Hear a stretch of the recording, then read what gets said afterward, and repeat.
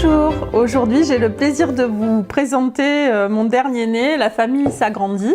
C'est la réédition d'un livre que j'avais écrit il y a longtemps, Relations frères-sœurs du conflit à la rencontre, et qui a été rafraîchi, renouvelé, associé à un conte. J'ai écrit un conte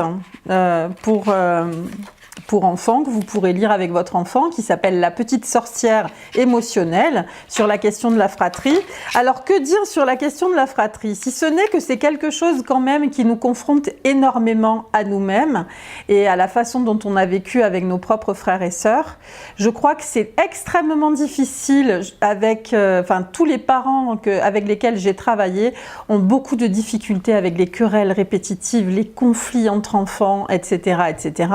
Donc je ne vais pas vous dire que c'est la solution miracle à tout ce livre, mais peut-être que ça va vous aider, vous donner des outils au quotidien pour essayer d'accompagner vos enfants dans le conflit, pour essayer d'accepter aussi qu'ils soient en conflit, vos enfants. Et puis peut-être que toutes les questions qui sont là dans le sommaire, je vous les donne, naissance d'une famille, l'arrivée du second ou la naissance d'une fratrie. Je trouve que entre premier et second, il y a des défis considérables à gérer. C'est pas du tout la même chose entre second et troisième. En tout cas, c'est ce que j'ai observé professionnellement et aussi dans ma propre famille, que vraiment, entre premier et second, il se passe quelque chose parce que le premier est le seul qui a bénéficié de toute notre attention.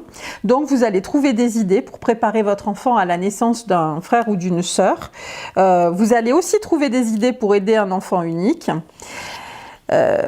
J'y parle de la reproduction de la violence de l'aîné sur le cadet et faire de la prévention pour éviter que ça arrive, du désir d'enfant, désir et conception, de l'écartage idéal, de la préparation à la naissance, de préparer à la naissance, préparer votre enfant à la naissance d'un enfant à l'hôpital, préparer votre enfant à la naissance d'un enfant à la maison, etc. Il y a beaucoup de ressources dans ce livre. Quand votre bébé est né, ce qui se passe et comment on peut poser des conditions, éviter les attaques de l'aîné sur le second. Frères et sœurs au quotidien, donc je vous lis un peu les titres. La régression, une force. Le meilleur allié de l'aîné, son père ou le partenaire de la mère, ou la partenaire de la mère. Les parents qui travaillent.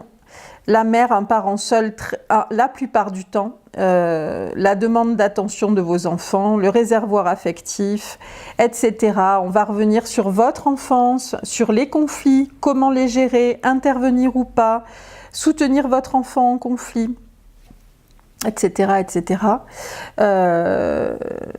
L'optimisme, une valeur à cultiver. Je crois qu'on est vraiment dans un... Aujourd'hui, avec la psychologie positive, en plus, je pense que ce chapitre vous sera extrêmement utile. Et je crois que chaque enfant, la conclusion de ce livre, c'est que chacun de vos enfants veut être unique à vos yeux. Et c'est ça, peut-être la clé, d'essayer de considérer chacun comme unique, de ne pas comparer vos enfants les uns aux autres, et de vous dire que oui, vous n'avez pas 4 bras, mais vous avez un cœur énorme et que votre cœur grandit avec le nombre de vos enfants.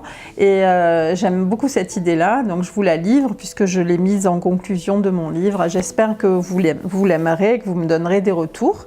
Donc il s'appelle La famille s'agrandit, il est sorti aux éditions Jouvence. Je vous dis à très bientôt.